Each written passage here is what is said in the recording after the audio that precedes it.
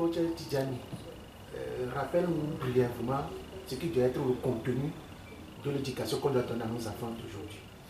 Ok. D'abord, je remercie Togo Vision pour cet honneur que vous me faites ce matin pour pouvoir parler de notre livre dont le titre est Le changement de paradigme en Afrique s'impose. Donc, merci M. Kossi pour la question. Et par rapport à l'éducation dans nos pays africains, nous avons décidé de changer ce paradigme également parce que vous n'êtes pas sans savoir que le système éducatif que les colons nous ont apporté en Afrique est un système qui ne nous permet pas de réfléchir par nous-mêmes. Ce que nous proposons à nos contemporains, surtout à la génération actuelle et future, c'est que nous ayons un système éducatif qui permette à l'enfant, dès le bas âge, de savoir qu'il est capable de toutes bonnes choses, qu'il est compétent et doué, et qu'il a toutes les potentialités en lui pour les éclore afin de grandir, de croître, de se développer et de devenir une meilleure version de lui-même. Et c'est dans ce sens qu'il pourra contribuer à l'évolution de notre pays et voire de tout un continent. Donc le système éducatif que nous voulons, c'est un système éducatif qui va permettre à l'enfant de voir la vie autrement, de savoir que sur cette terre, nous sommes là pour développer tout ce potentiel que Dieu a mis en nous, sans réserve, quoi. C'est-à-dire, nous devons tout exploiter parce que nous sommes dotés d'une potentialité illimitée. Mais l'éducation qu'on nous a donnée dès l'enfance nous a endormis. Ça a endormi en nous cet esprit de concurrence, cet esprit de quelqu'un qui est capable de faire de bonnes choses. Et voilà le résultat que nous avons aujourd'hui.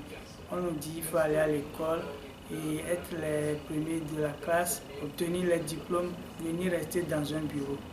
Dans les autres pays où le mindset a déjà changé, vous verrez que l'étudiant, à un moment donné, a un pied à l'intérieur de son université et il a un autre pied également dans le business.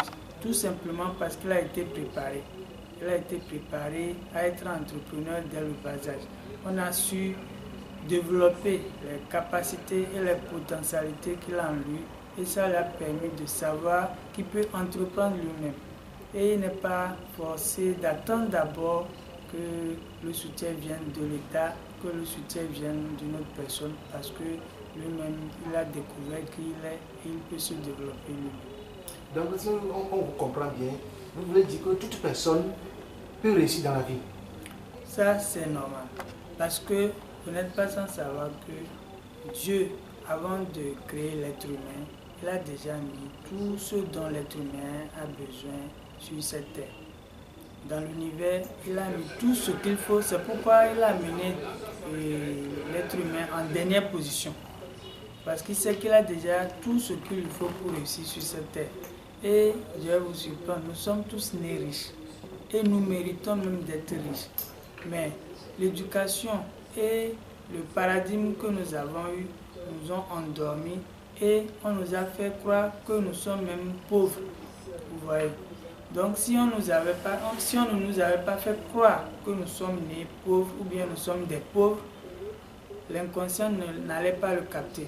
Mais le fait que l'inconscient l'a capté et de génération en génération, nous le transmettons à notre génération, ce paradigme-là s'est inséré et ça nous a maintenus pauvres.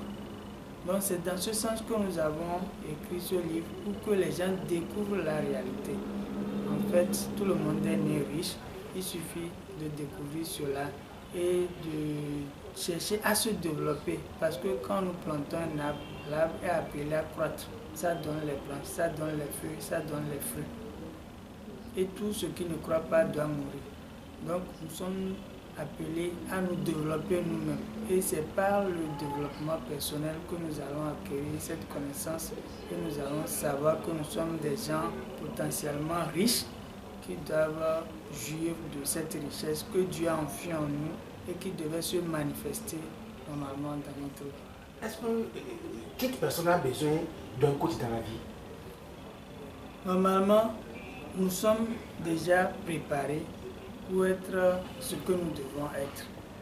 Mais vous n'êtes pas sans savoir que, vu que nous n'avons pas d'ordonnance dès la naissance, c'est par l'expérience de ceux qui ont déjà réussi que nous pouvons aussi réussir. Et dans ce cas, lorsque nous n'avons pas un bon mentor qui a déjà reçu, qui a de l'expérience, je pense que toute personne a besoin maintenant d'aller vers un coach. Parce que le coach, il a pour mission de vous permettre de découvrir toutes les potentialités qui sont en vous afin de les éclore et contribuer à l'évolution de votre nation. Qu'est-ce qui peut pousser quelqu'un à acheter le livre là? Ou bien qu'est-ce qui peut pousser quelqu'un à vouloir lire votre livre? Merci beaucoup pour la question. Vous n'êtes pas sans savoir que le résultat que nous obtenons aujourd'hui en Afrique, c'est parce que nous avons un paradigme que nous avons hérité malgré nous. Et ce paradigme, c'est le paradigme qui nous dit vous êtes des pauvres et c'est les pauvres qui iront au paradis. Nos prédécesseurs ont cru à ça et ils nous ont transmis cela. Mais nous voyons que la réalité est ailleurs. Pourquoi la réalité est ailleurs? Vous ne pouvez pas penser qu'un continent traite de continent le plus riche de la planète, qui a les richesses en son sous-sol. Au même moment, l'homme le plus riche de tous les temps, c'est un Africain, c'est Mansa Moussa, le Malien, l'empereur malien. Et il n'a pas encore été détrôné jusqu'aujourd'hui.